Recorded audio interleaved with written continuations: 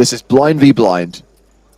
Yeah, there's actually a few homage screen names out there of Class. So there's like a claustrophobia one where someone's got like an avatar of like it's like a fly's eye and it's lots of little classes. You know, there's another one.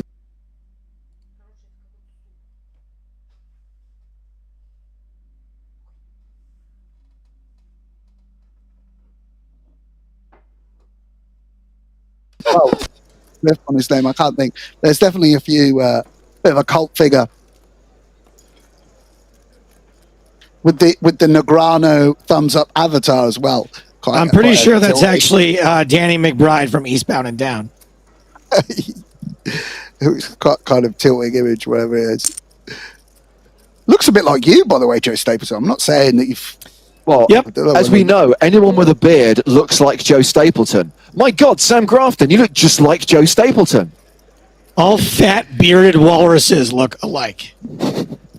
This is just, there's no styles anymore. No one looks different to each other. Every man just looks disheveled, overweight, and has a big beard. I mean, maybe some people are working out. I'm just getting fatter and fatter. This is what I look like, and I also work out every day. Well, you live in LA. There's working out. Like, if you worked out as much as you work out in LA, you'd be like the hottest guy in London. But in LA, you can work out every day and you're just nothing. You're just a huge nobody. We'll just pause a moment because Pro Beers. I just want to have a nice enough body that people will think I'm gay. Well, you're a long way off from that yet at the moment, Joe. So Pro Beers opens with the King Queen suited, all in with the fives, and we could have another race in our hands. Here we go, flip the coin. Fives holding, still holding, and it's another double up as we hit the first break of the day, and that's going to leave Pro Beers super short. But let's focus on the sick one. Let's focus on Klaus Segerbrag, a player who came in as the shortest stat with just 9 big blinds, but has had 3 double ups in that level, and has had a lot of online success over the years. 3 scoop titles in 2015 and 2 in 2016. Plus, won an event during EPT Online last year, took down a Stadium Series event last year, and won a WCOOP PKO event in 2019. And as you referenced there, Sam, he is someone who you've had the pleasure an honor to have spoken to, and this is where we love to go behind the scenes, and we like to know a bit more about the players themselves, because I can reel off stats and numbers till the cow comes home, but I don't know the guy. I've never spoken to him. What's he like as a person, as a human being? Well, I mean, Klaus, I mainly know in a sort of studying capacity. There's a few of us that occasionally sort of swap notes and look at replays together. We never quite crossed over. He was living in, when I lived in Vienna, he was living in Ireland, and then we like shipped in the night just past each other. But he's certainly someone I think that coaches quite a bit, and because of that, there's like a lot of players who actually credit a lot of their success to Klaus. I mean, that's something that takes place in the world of high stakes poker, which we don't talk about too often. But sometimes, like someone that coaches you or someone you work alongside, even if you pay them, can become a very meaningful sort of friendship and bond. And I know that Klaus has that with a lot of people. I, for instance, have that with Ape Styles. Like I went to him when I was having trouble playing poker and not winning as much as I had done previously. And he really like transformed my game working with Ape, and a friendship was born out of that.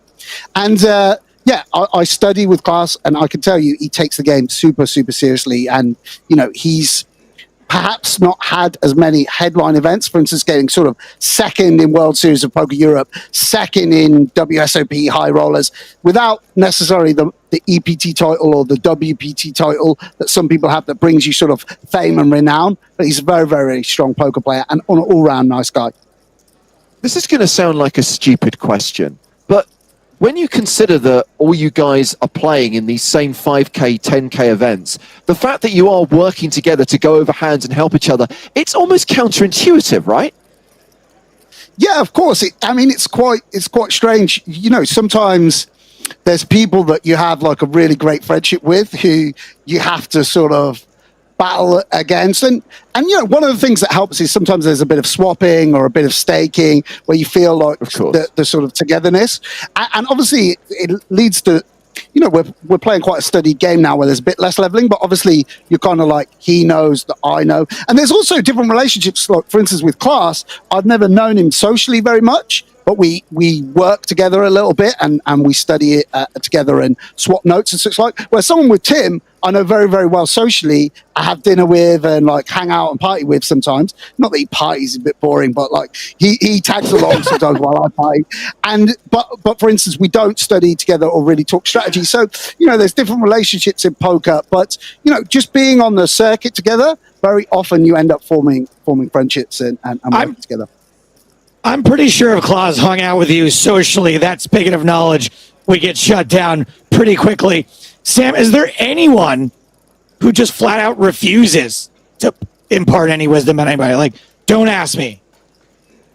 Well, I think that people can be protective about, you know, there are little groups and little cliques. You know, I don't want to get into the politics. And there's some people that really go their own path. For instance, someone like Hello Totty, like we don't even know, you know, you guys at Stars don't know his name. I've played with this guy for absolute years. And as far as I know, I've never met him or never come into contact with him. Well, we're going to go back to the final table of this 10K high roller where Rui Ferreira has the chip lead with a 78 big blind stack. Klaas Segerbrecht now 6th in chips with 24 bigs. It's Andres Namath who's short with just 8 big blinds. And a reminder of what they are playing for at this final table. We saw Jonathan Van Fleet, 8 stars, bow out in 9th place.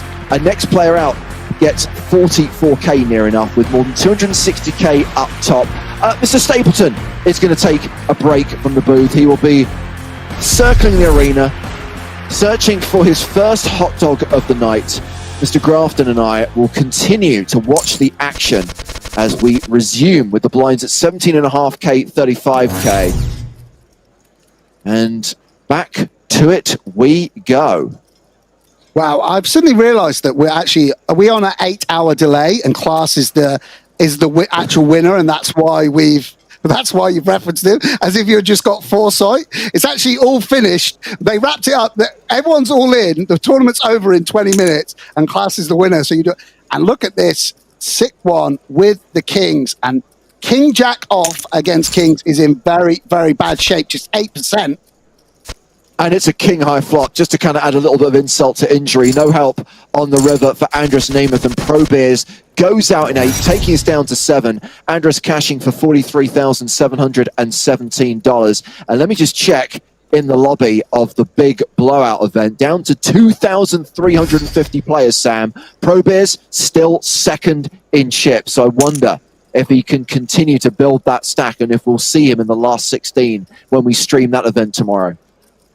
Yeah, I mean, obviously, Pro Beer's so talented and has so many results. It's not quite the same as when someone that's gone through a huge field or is an amateur busts out. You know, you don't feel that quite as much sympathy. But nonetheless, let's just say, you know, in the 5K last week, he obviously ran kings into Ramastars aces to get very unlucky to bust 8. They're losing a flip and then forced all in with King Jack into kings, busting in 7th. He'll be very, very disappointed. You know, he's an incredibly competitive person, as are all the players on this final, and real tough times for Pro Beers, who nothing really went his way today. And, you know, he'll be back, of course. Yeah. I have to say, your prediction's not looking too bad now. Sick One playing 1.2 million and not the shortest stack at the table. Limitless on 808k at the moment. And Hello Totty with less than 1.2 behind in this part. And you see, Totty just bare 7 of hearts and wrapped around a little bit, or wrapped around the 8, will go for it, stabbing on the flop. And in general, the player in position tends to bet top pair, bottom pair. Middle pair, very, very good for Lars. We can see he does, in fact, have a queen and will attack for that reason. Oh. Well, chances are it'll be Ace-King that opens the action here. Rui Ferreira, the chip leader, with just shy of 2.8 million. And we've got Ace-10 on the button for Sami Kelapuro. Pocket 10s for Hello Totty in the small blind. The flat from Kelapuro. Totty all in. Victor Malinovsky gets away from the 4s. Yeah, and Rui gonna call off here, and this is gonna be a big flip for both these guys. Either Rui will have a giant chip lead and will lose Hello Totty, or Hello Totty will double up to near chip lead. Well, that's pretty decisive, and no 10 on the river means Hello Totty is a goner out in 7th place. So 2 quick eliminations coming back from break. Pro Beer's out in 8th. Hello Totty exits in 7th for nearly $56,500, and Rui Ferreira moves back up over the 4 million mark. Yeah, I mean, that's an absolutely enormous stack, nearly twice second place chips. Rui really in a commanding position on this final nap. And as I said, this is where it will get quite exciting, and it's going to be interesting to see how Pablo 9 fares, because full ring, you're a little bit protected against these guys. Yeah. 6-handed, he's going to have to come out and play a little bit more. It's going to be a lot more of these blind on blind, late position spots, and going to be exciting to see how the qualifier fares against these kind of beasts. Well, worst case scenario, Sam, worst case scenario, you're looking at $73,000 on a $109 investment. I'd take that. Yeah, I mean, it shows the power of a sort of satellite win, if you like, because turning 10,000 into 72,000, 7 buy-ins. Okay, that's absolutely great. You know, we're all really happy with that. However, turning $100 into 720 buy-ins is, you know, life-changing in some way for some people, or certainly changes your poker outlook. And that's really an amazing achievement by Pablo Knight. And let me tell you, this wasn't an easy tournament. Yeah, go ahead, James. No, I can imagine. I mean, I looked through the lobby this morning at everyone who entered, and I was going to just refer to the lobby right now, Sam, to bring you your favorite part of the evening, where we recap how many bullets is everyone in for. And rather boringly, everyone is in for 10K, with the exception of the chip leader, Rui Ferreira, who's in for 2. So Rui is on his second entry, so he invested 20,000 in this. Everyone else, 10K. Yeah, that's fair enough. Yeah, I mean, I saw Timothy was like top 3 in this tournament all the way through, right? Almost from like, actually, I was momentarily chip leader 3 hands in, but apart from that, Timothy was right up there all the way through. Never in danger. As I said, class was very short for a lot of the tournament, certainly on the bubble. And Blind v blind, ace-8 versus ace-queen. yeah, and this is kind of dodgy moment for Lars. This is a semi-cooler on terms of the blind on blind spot. Limitless deciding whether to shove or just raise. Little annoying to shove a hand this good, but Lars Luzak is going to call off now, I think. The shove, oh, he doesn't. Wow. Really interesting. Really, really interesting that he folds the ace-8 there. And so quickly as well. I'm a little bit surprised by that. That's what I'm saying. Like, there's, you know, these guys are so good. There's, although, you know, poker strategy has converged a little bit over the years, and you know, you do see a lot of people play a spot in a standard way. There are still, particularly regarding ICM and final tables, divergent opinions, and Lars feeling that is a hand that he can limp and fold to the jam. Well, see, we can see that's an amazing fold, doubling up Limitless in position there. Getting in absolutely dominated would have been a disaster, and Lars just dodges the bullet somehow. Sammy, I should say.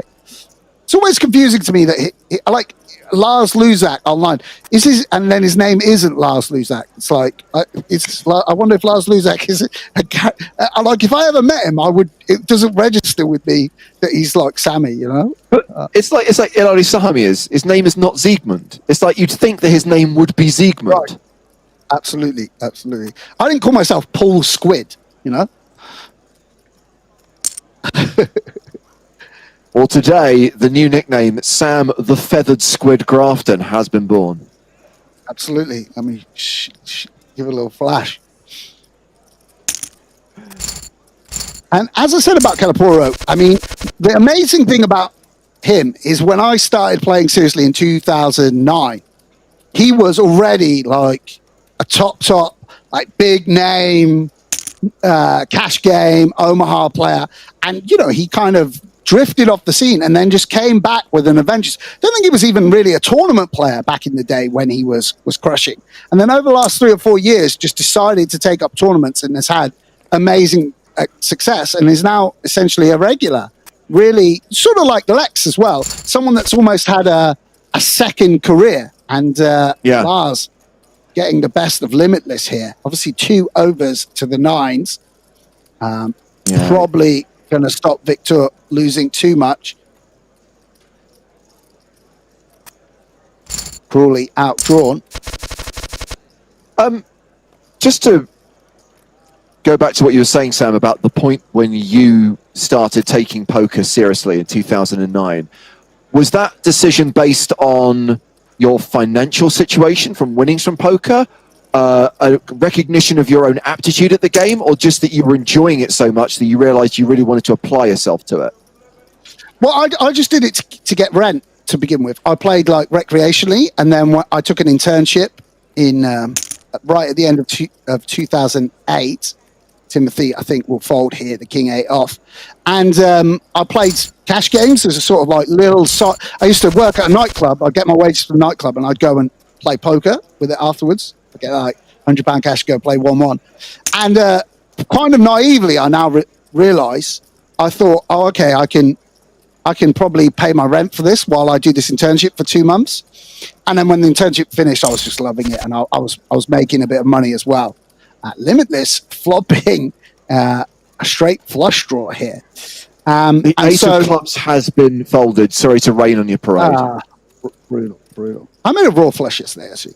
And so it was kind of, it was out of need that I started playing, and then it began to sort of take over, you know. Also, actually, financially, there was a financial crash around those times, and my internship was just never going to turn into a job. It was quite a tough time to be doing anything else, and I just had a bit of success playing poker and just was kind of loving the game. Loving the game huge. Really, actually, that's beginning bit of your career. I'm sure it's for a lot of people when you first start really falling in love with the game. And Pablo, this is quite nice, I think, for Pablo. We can see it's not gonna, he's not gonna get anywhere versus Limitless's jack of clubs. But recognizing that the 5s is really low in his range here, and just trying to win the hand here and now, I don't think it's too bad. Very hard to follow through on the river. I would love to see him go for it, though. Just jam. What can he even call with Pablo? I don't think it's going to happen. It would be remarkable if he could put Limitless to the test here. He's got all the ace-king off. Ooh. And the thing is, I don't think Victor's going to expect this from Pablo, from qualifier. This is quite a sophisticated line. People really struggle to find bluffs on these monotone boards. He does get it through. Really nice play from Pablo. The respect for Pablo 9X, the qualifier who won his seat for $109. I told you he played pretty well and aggressively yesterday, and that's really, really nice. Recognizing your image, recognizing how you're going to be perceived by your opponents is a key skill in poker, and making a counter adjustment, you know, and Limitless, I don't think would have folded that to, for instance, Timothy, but feels like he can lay it down to Pablo 9. Really, really nice play from Pablo. We hovering around the 4 million mark, 4.2 million if we're going to be precise. And Limitless is the short stack, right? Victor Malinovsky with just shy of 500k.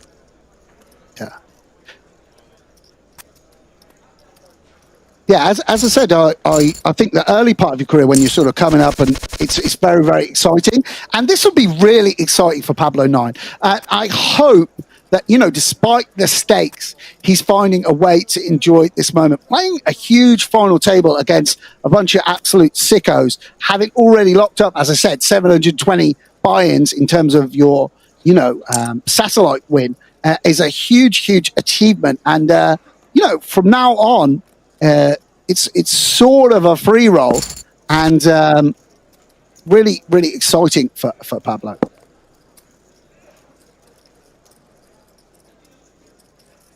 Got a pair of fives against a wheel draw here.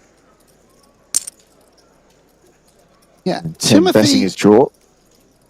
Yeah, interesting. Allowing himself some flexibility if a club comes in to run a bluff. Sometimes just protects the king and gets a fold from, you know, 9-7 of hearts or something like that. Interesting decision to bet in position.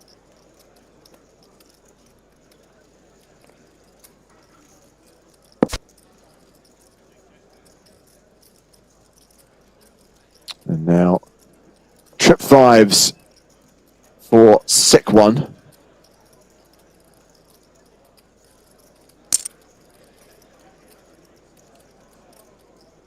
Just king high for Tim 0-3. Tim.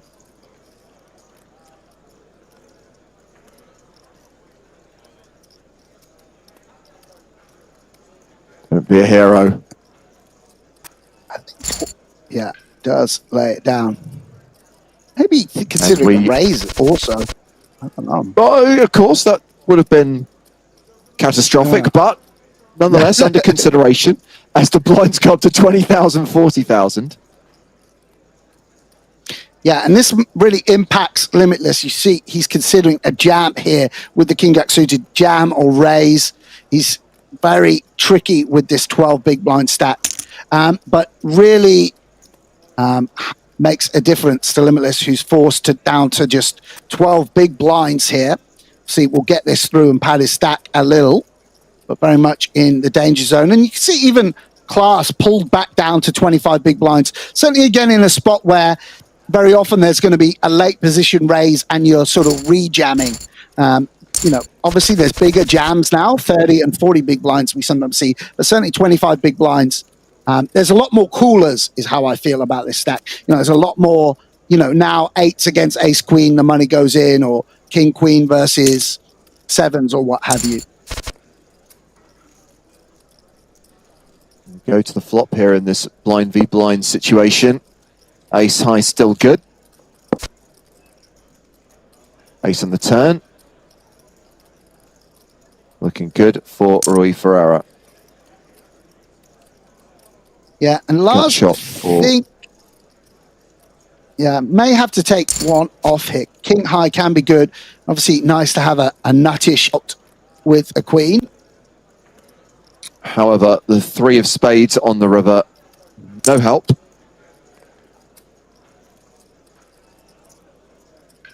And the bet of nearly 135,000. Lars does beat all bluffs. Would some of the bluffs come from jack high? Certainly they wouldn't come from king high. Oh! Goes for a raise. Spicy.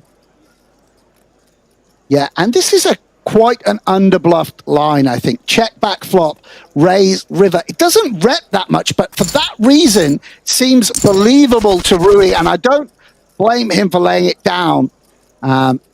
Really nice from Lars Luzak to take that spot.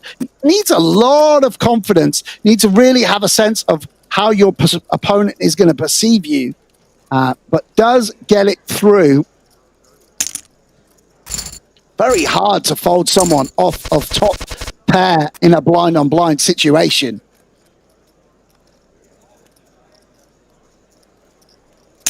Ace 5, and Rui Ferreira still chip leader, opening here. Ace 4 suited for Pablo. Yeah, I think, yeah, we'll see him take a flop.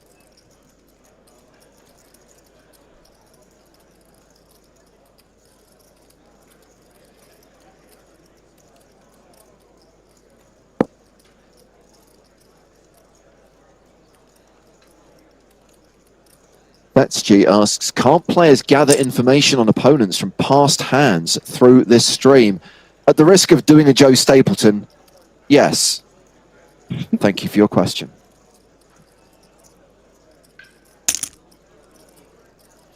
Wow. And we are finding out Pablo's a little got game, bit. Sam. Pablo has got game. Yeah, absolutely, absolutely. As I said, I battled with this guy quite a lot yesterday. Very nice for Rui to feel, well, I say that, I could be being results oriented. Obviously, we can see that ace-5 is absolutely dominating and ahead here. And so does call the check raise. And Pablo, obviously with this hand, there's like a 3 of spades you want to see on the turn, giving you sort of straight draws and flush draw. With the 8 of hearts, decides to essentially wave the white flag. We can see, Come of on, course, Pablo, Rui, bomb the river. Make Yeah. one of those bets that Rui- makes no sense whatsoever.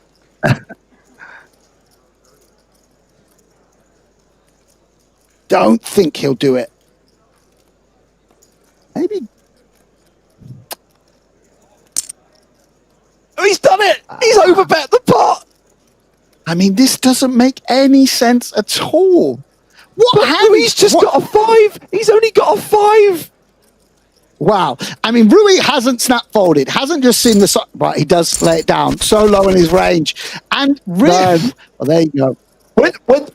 Just to go back to the point and to answer that question seriously, yes, 30-minute delay. Anyone playing at this final table in 30 minutes can see the hole cards. They can see the hands. They get information. And I imagine there's a couple of players right now, Victor Malinovsky Limitless and Rui Ferreira Rui NF, who are going to be absolutely shouting at the screen, not realizing that they got bluffed off hands in 2 spots. Yeah, I mean, that's a very, very brave line from Pablo 9 and gets it done. And 2.5 And this is million... where, Sam, sorry to interrupt, but this is where if Pablo is able to utilize that, and now you switch, right? Now it's like, now I'm not going to do that anymore. Now I'm only going to play premiums. Absolutely. I'm only going to play strong hands. I'm going to do the same with nutted hands and try and get value because it's like, oh, he's at it again. Yeah, absolutely. There's definitely going to be some leveling involved once this information filters through to these guys. Yeah, really, really interesting. But credit to Pablo 9, bit of creativity, bit of a, and you know, we can see in poker for all the sort of game theory optimal approach, bit of aggression still is very, very hard to combat. I don't think necessarily that line is even that believable to Rui. But, I mean, you've got a 5. There's so many overcards. Very, very hard to make a heroic call there on a big final versus the overbet.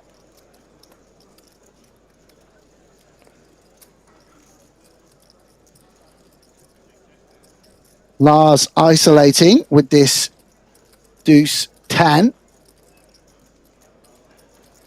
Has some reasonably good properties. Can fold out dominating 10x on occasion. And you can see why it's so uninviting to limp call in these spots. Both players missing. And Lars is going to isolate some 3x sometimes as well. Similar hands to this.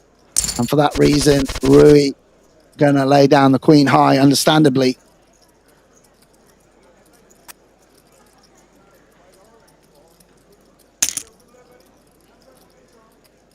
Well, never mind the open with ace-jack. I think we are gearing up here for the sickest and classicest of all races. Ace-king in the small blind, queens in the big blind. Yeah. Rui, I don't think, can flat this against a short stack. Does seem to be giving it some thought. It's nice to take a flop in position with 8-7 suited. Will be some extra juice in there for Lars. Nice, dead money.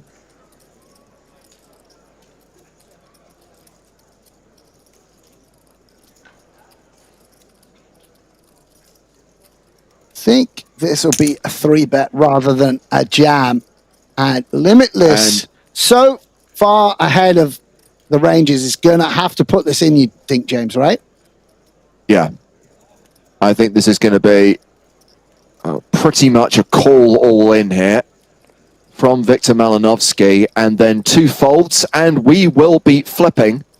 And yeah, this is going to be a flip that Queens needs to win. Yeah, obviously, on final tables, you hate to be sort of calling it off. You'd rather be the one taking the aggressive action. Don't know whether this is a balance. Yeah, it does put it in.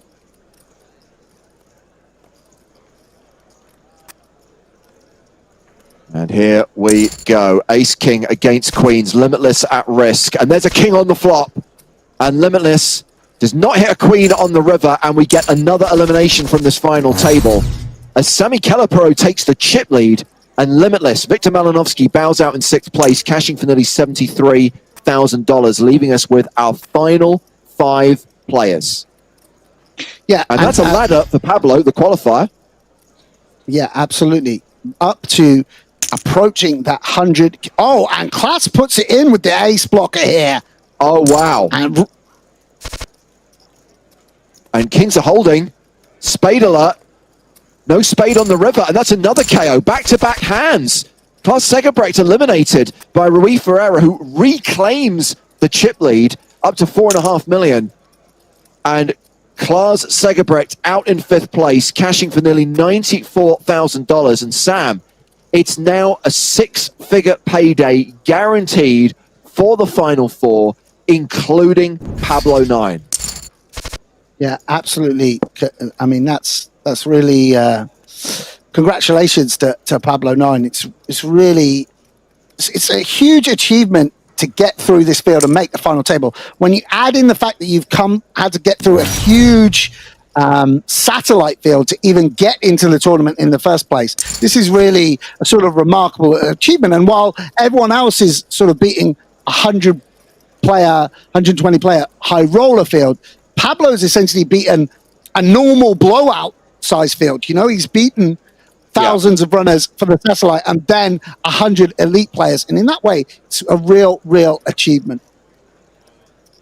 Rui rivering a straight here and uses the block sizing to tempt Pablo into or call or induce a raise. Pablo, I don't think can call here. Can only be considering a bluff raise. I think that's one of the purposes of this sizing from Rui.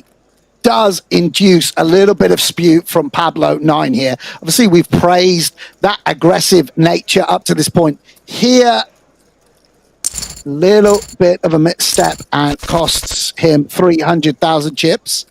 Just a flesh wound, Rui, of course. Now up over 5 million. One thing I want to quickly highlight, I know, obviously, Sam, that you had a feeling that Klaus Segerbrecht could potentially win this thing. Actually went out in 5th place, but considering that, as you said, was a short stack on the bubble with 16 players remaining, scraped a seat at the final table with a 9 big blind stack coming into the day, to ladder up to 5th place is no small task. Yeah, absolutely. And I think Klaus just felt like he was the shortest stack at that point. As we've talked about, there's a bit less ICM pressure on you when you are the bottom stack. And Rui, you know, near chip leader, has been opening wide at this final table, just took the ace blocker and re-jammed and, of course, could have got there, you know. But, yeah, very impressive performance, as we expect from Klaus Segerbrecht. Rui opens with ace-jack. And yeah, just to highlight what you were saying before, Sam, here, obviously, Pablo with top pair, Rui with the flush draw. Now we're four-handed. Now there really is nowhere for anyone to hide. Yeah, absolutely. And it's going to be very exciting. Oh, what a turn card. 2 pair for Pablo, the nut flush for Rui.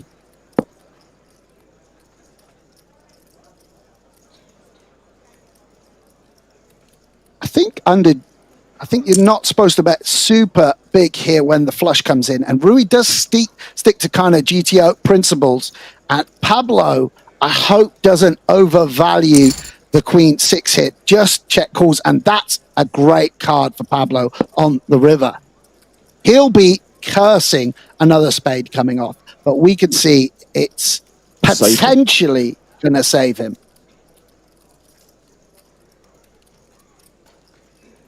Rui now, I think, can go very big because obviously just snap lays down the queen six suited. Good fold against Rui's actual hand.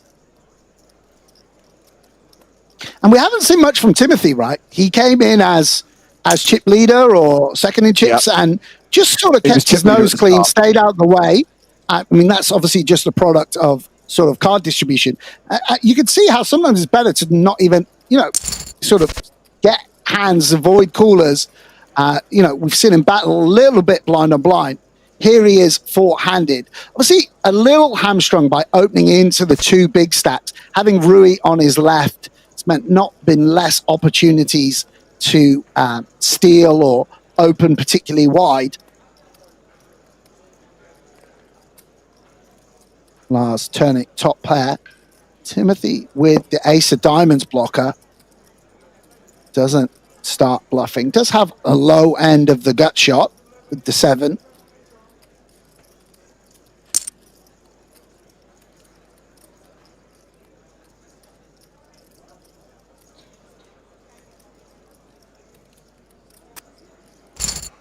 Fold from Tim, who is the shortest stack of the remaining 4 players. 1.1 million. Lines 2040 for another 30 minutes, and then we go to 2550.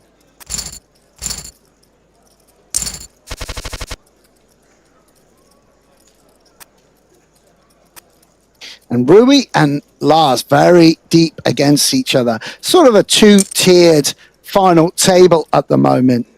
Timothy and Pablo having, they're not hamstrung exactly, but going to be opening into these covering stacks who can 3-bet them and pressurize them, particularly Pablo. Going to have to stay reasonably in line.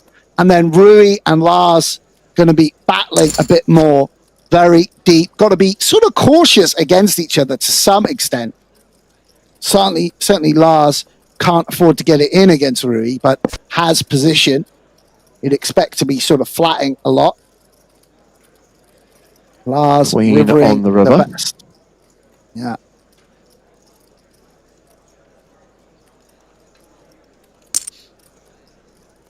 Rui blocker bets the 6. Trying to get called by a king high or a 4. We'll just see Lars call here.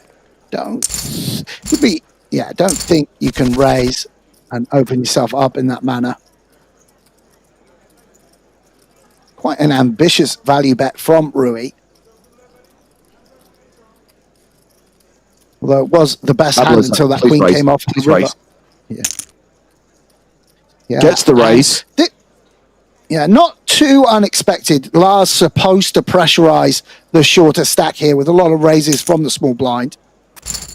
And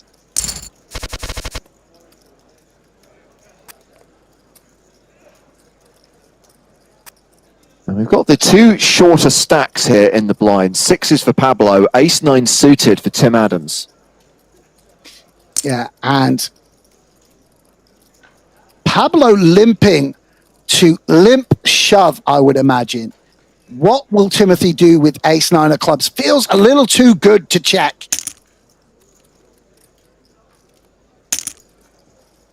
Wow. And the raise now, from Tim, the shove from Pablo, and this is all into call for Tim, right? Yeah, really horrible spot. Tim would rather just have a bit better hand or a bit worse hand. This is going to be right on the cusp. Whoa, we're off to the races. King, 8. Queen on the turn, and a queen on the river, and Pablo gets counterfeited. 6 is no good. Queens and 8s with the ace kicker for Tim Adams, who doubles up to 2.2. Leaving Pablo short with less than 700k. Yeah, very, very cruel river for Pablo 9. And in terms of the outcome of this blowout series, that is a very, very crux moment in this final table. Either we would have had 3-handed with the amateur I shouldn't say amateur, I don't know, with the satellite qualifier in the mix and losing essentially one of the world's very, very best players, which would have been, believe me, a big boon to Rui and Lars. Instead, Tim Adams very, very much still in contention to take down this high roller title. And it's Pablo 9 who's left very, very short.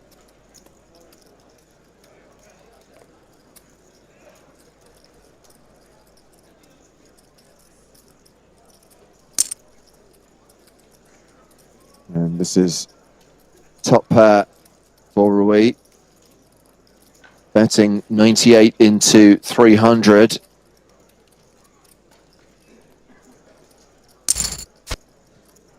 Tim calls. Yeah, Tim feeling like he can still make the nuts on a 10. And sometimes Rui's going to have a sort of 3-7 offsuit type holding or some such hand where ace high is still good. Obviously, looks a bit odd when we see Rui has the top pair. Seems a bit loose, but I think it does make sense. And very confident from Rui, going for value again on the turn with a big sizing.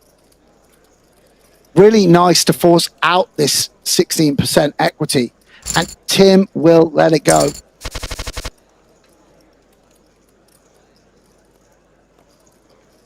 Of course, there was a lot of queen 10s, jack 10s, queen 9s, and the like that can still get there as well. So that's why Rui was value betting.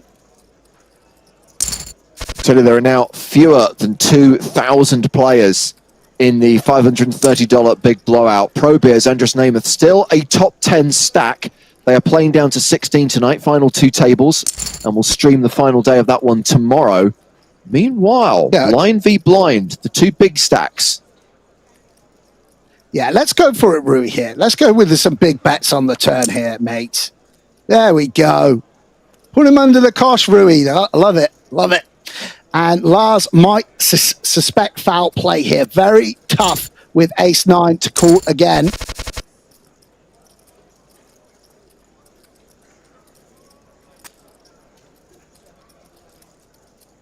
And I think we could say, you know, Rui played this chip lead very, very well. Again, against top players, of course, card distribution makes a big impact. You know, not like you can just fully outplay Tim and Pro Beers and guys like this, but Rui putting together a very composed final table performance. Also, so important to not get rattled. Made that slight misstep, perhaps, arguably, against the actual hand with Jack 10 suited, but didn't break his stride after that. So obviously we're seeing Rui extend his chip lead here, Sam, and close in on the 6 million mark. Serious question. Does Rui want to keep Pablo in the game right now? Does it work to his advantage to be able to kind of like chip away at Tim and Sammy Kelapuro, knowing that there's a guy who's got like 12 bigs? Yeah, I mean, he's not going to pass a plus EV spot against Pablo that's, you know, in terms of an all-in or something, but certainly it's a great spot to be. We just saw Tim fold 9-8 offsuit against a button open, and you know that's in response to the fact that Pablo is a sort of extreme short stack and he can't cool down as comfortably. Here, you know, limping the ace-jack, playing defensively with a check on the flop. Everyone else has to play a little bit more cautiously, fold a little bit more pre-flop, play a bit more check heavy on flops and a little bit less hero calling on river. And all that works towards the advantage of the chip leader. And Rui, so experienced, is going to know how to take advantage of that. Fortunately for Rui, no heart on the river. Both drawing to a flush. Rui with a no good flush draw, and Tim's top pair still good.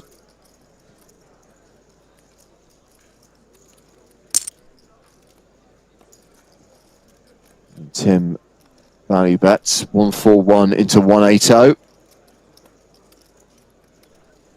Yeah, and Rui considering a raise here, perhaps? I don't know. I don't think the 4 diamonds going to be a good card to have with a hero calling. Does fold.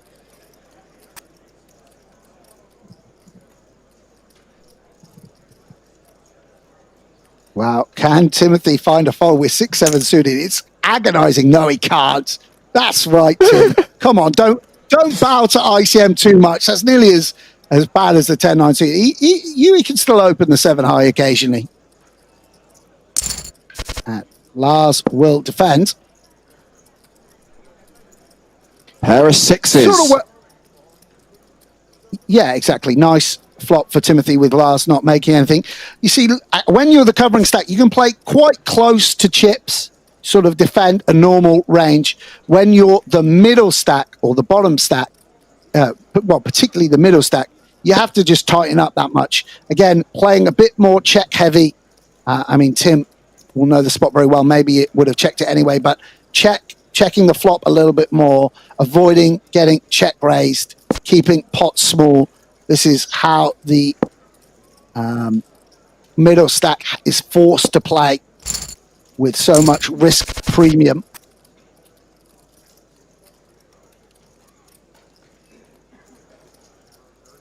Rui, go on. Come on, mate. Open the 2-5. I'll tell you what, if we weren't streaming that, Rui would have a cheeky little raise there, I think.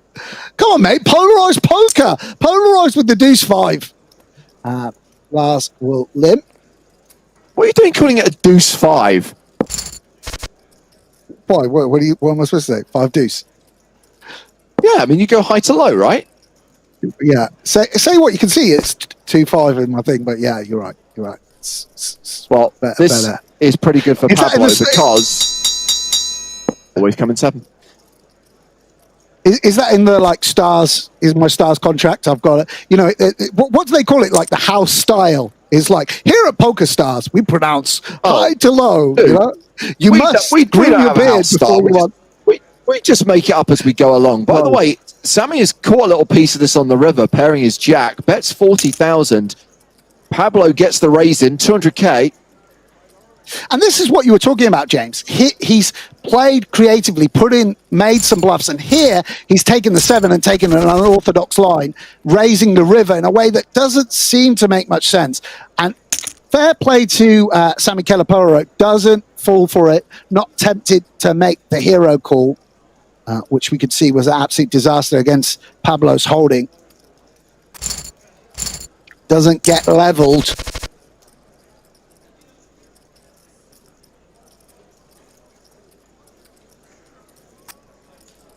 Has your W Coupe trophy arrived yet? No. I don't have it. Mate, Well, it would be list of things to displayed chase. prominently.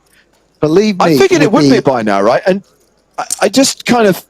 I'm not trolling you about this, by the way. Number 1, you definitely won a trophy. Number 2, I've no idea where it is. And number 3, I'm asking because I want to see it, not because I think it's hilarious that you still haven't received it. No, yeah, I definitely want it.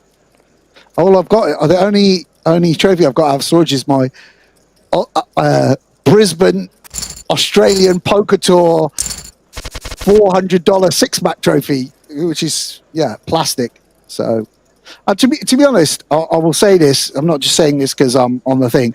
PokerStars trophies are pretty nice. They've always been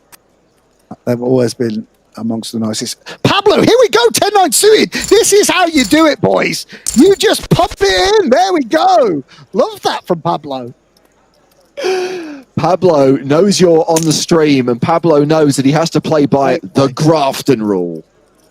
Great play, Pablo. Love it. Where's Pablo 9 from? Pablo 9 is playing from Brazil. So we've got... No, sorry, Pablo 9's from Brazil. Pablo 9's playing from Germany. It's Rui, of course, who's in Brazil. Tim Adams from Canada, we know, now living in Finland. And Sami Kelapuro is himself Finnish. Yeah, Tim loves to brag to me about how he hangs out with all the Finnish regs. He's always telling me that he's just played. He loves talking about Juha Halpi. He's always showing off like, I had dinner with Juha Halpi, or I played, whatever they do. I went to the sauna with Tommy Brook or whatever. He loves mixing it up with the Finnish guys. I wonder if he hangs out with Kelapura. Yeah.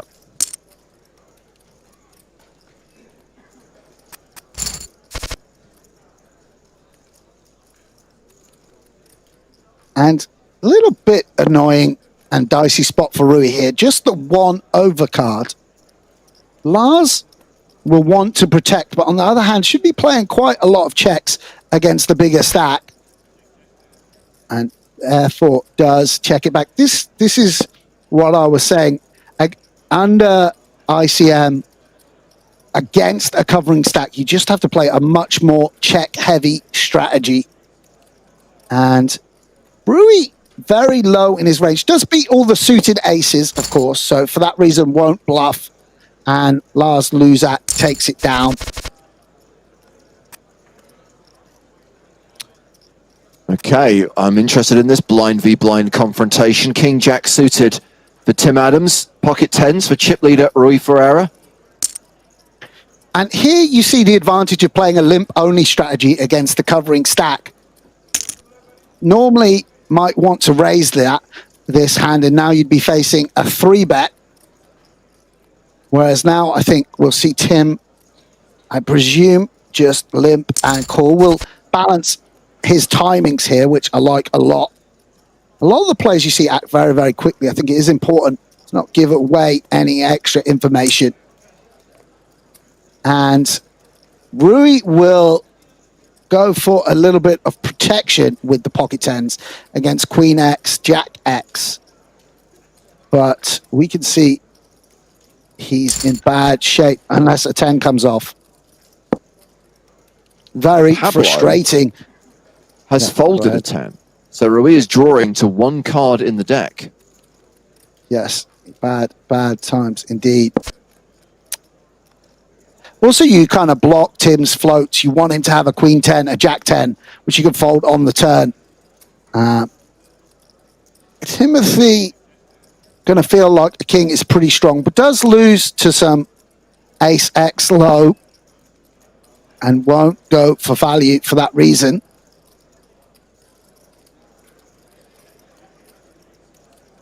And I imagine Rui going to have other hands he can turn into a bluff here. So we'll check down just a modicum of showdown value against a Queen Jack type hand.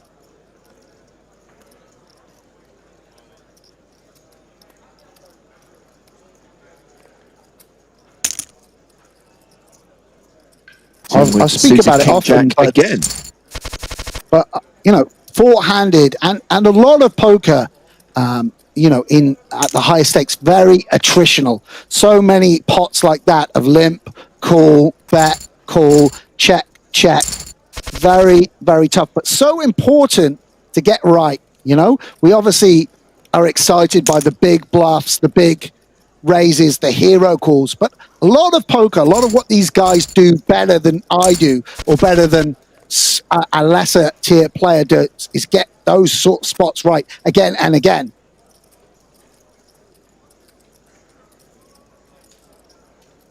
Tim, this is another interesting confrontation between these two guys, right? The kings against the ace-9 this time.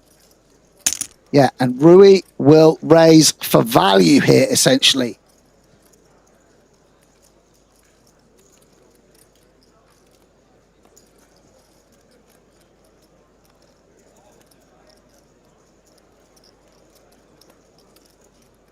The limp re-raise will be a small one if it comes. Does make it 5-6-6, a little bit bigger than I expected. And Rui in a weird spot. We've seen him raise some real junk, and obviously there are clear, strong hands. Ace-9 off, very unusual. Very tough to play. Tim repping his value range going to be very, very strong holdings, which the ace does block, of course, and does take a flop. Looks like Tim's mojo is back. Top set. Well, we can see, this is how he does it, Timothy. Could have been a tough spot against the chip leader out of position, couldn't it?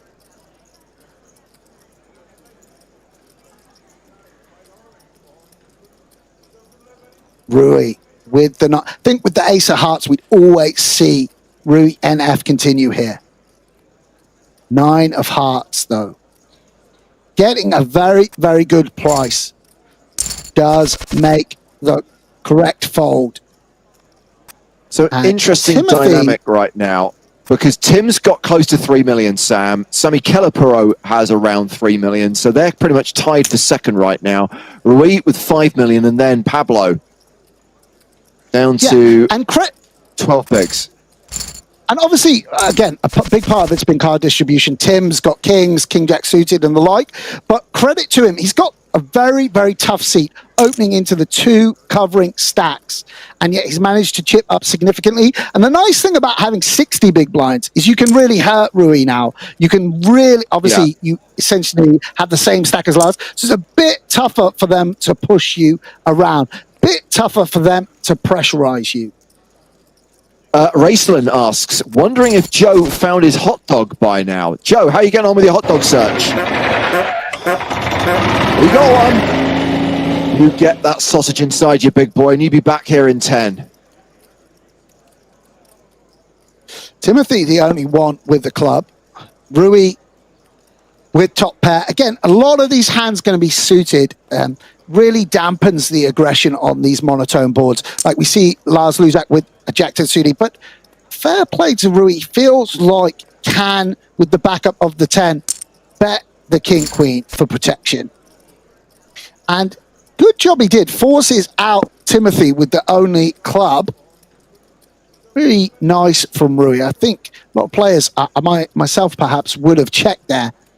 And now heads up in position against the inferior hand. Don't think it's Lars' style to bluff here.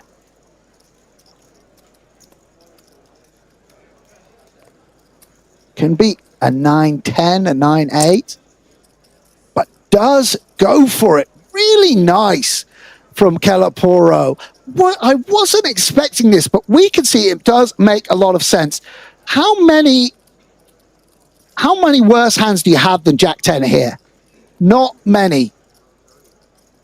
And Rui going to have ace queen, king queen, queen 10, that beat you. And Rui now considering things. What will he do? Can he find a big hero call? No, he can't. It's quite interesting because we see the hand Lars has, and with the queen, jack, and 9 of clubs all out there, very hard to determine what club Luzak actually has. Has to have sort of flopped the nut flush and not check raised it. Not many offsuit club hands there. Really interesting. Rui couldn't decide for the puzzle. And all in from Pablo. Tim Adams with the snowmans. No. And Rui in the big blind with pocket 5s. Yeah, and I think this is a genuine tank from Tim. Does make a fold. Can't open himself up. Is Sammy priced in here? Does he have to call? No, not under ICM. I think this would be a pretty bad call against Pablo. I presume. I guess it's a genuine tank. It's not quite. Oh, he does call. I'm really shocked at that. Oh, the queen. The queen. And no Barry Greenstein, no ace on the river, and the qualifier's journey is over. Pablo 9X from Germany, in for $109, won his seat into this 10K for that amount, and cashes out for a 6-figure score, $121,314. And now we have the final 3, and they are deep, Sam.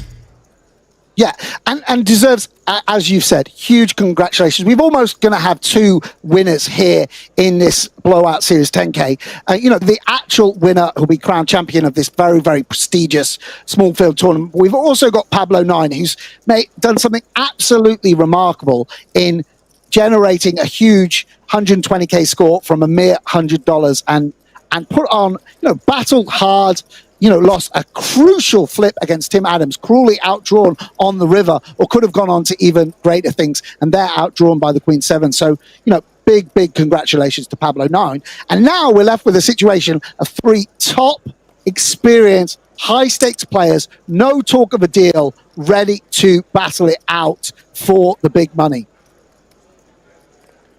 And 110K difference here between third and first.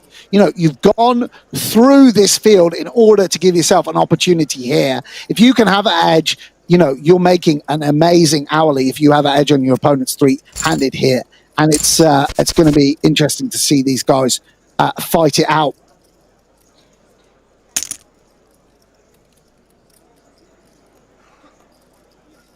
So button raise from Rui.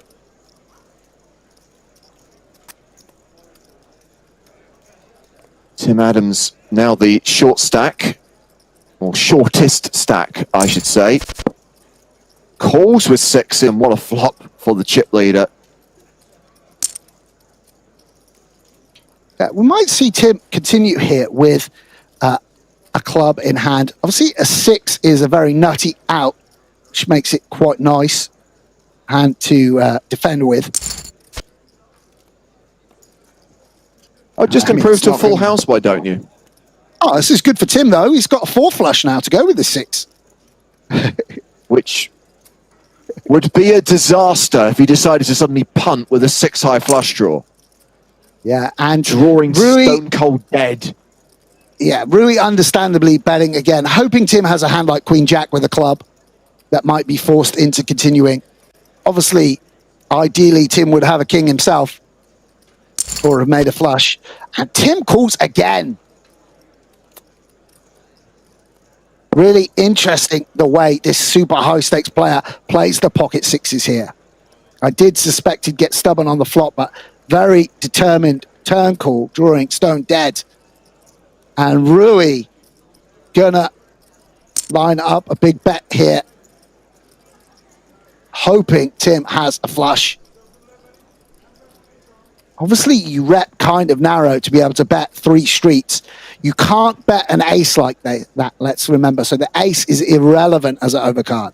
Can't bet a 9 like this. There's all those queen 10s, jack 10s, and Tim will eventually find the fold. So we hit the second break of this final table with 3 players remaining, and it is Rui Ferreira who goes into the break with the chip lead, a stack of nearly 5.5 million. And we've talked about this player's pedigree. Rui NF has won T-Coup, Scoop, and W-Coup titles, and as previously referenced, was the player of the series in the 2020 Spring Championship of Online Poker. More than 100 cashes and 9 final tables. Won a Scoop title in 2018. Sorry, 4th place finish in a Scoop in 2018. Single biggest score of more than $250,000 and live earnings of $1.2